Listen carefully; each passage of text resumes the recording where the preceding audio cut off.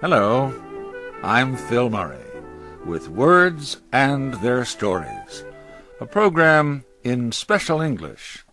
You do not need to be a rocket scientist. Americans hear these words often.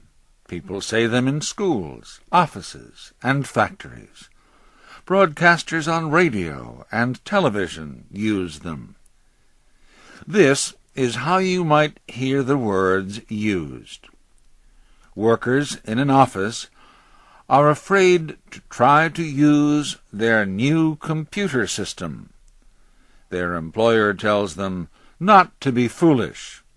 You do not need to be a rocket scientist to learn this, he says. Or high school students cannot seem to understand something their teacher is explaining. Come on, she says. You do not need to be a rocket scientist to understand this. Or a company that makes soap is trying to sell its product on television. You do not need to be a rocket scientist to see that our soap cleans better, the company says. These words send a strong message. They say that you do not need to be extremely intelligent to understand something. How did the expression begin? No one seems to know for sure, but an official of the American Space Agency, NASA, says the expression just grew. It grew, he says, because rocket scientists probably are the most intelligent people around. Not everyone would agree. Some people might be considered more intelligent than rocket scientists.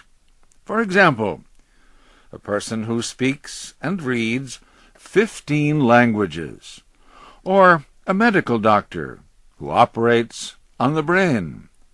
Still, many people would agree that there is something special about scientists who build rockets. Maybe it has to do with the mystery of space travel.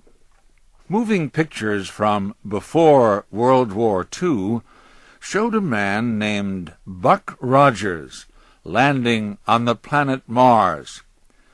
He was a hero who could defeat any enemy from outer space. The rocket scientist is a different kind of hero. He or she makes space travel possible. Rocket scientists, however, can have problems just like anyone else. A Washington rocket scientist tells about a launch that was postponed many, many times. Finally, everything seemed right. Mechanical failures had been repaired. The weather was good. The scientists had planned that part of the rocket would fall into the ocean after the launch. All ships and boats within many kilometers of the danger area had been warned. But in the last few seconds, a small boat entered the area. Once again, the launch was postponed. When the work goes well, most rocket scientists enjoy their jobs. One scientist said, "As a child, I loved to build rockets. Now I am grown. I still love to build rockets, and now I get paid for it." This program, Words and Their Stories, was written by Jerry Watson. I'm Phil Murray.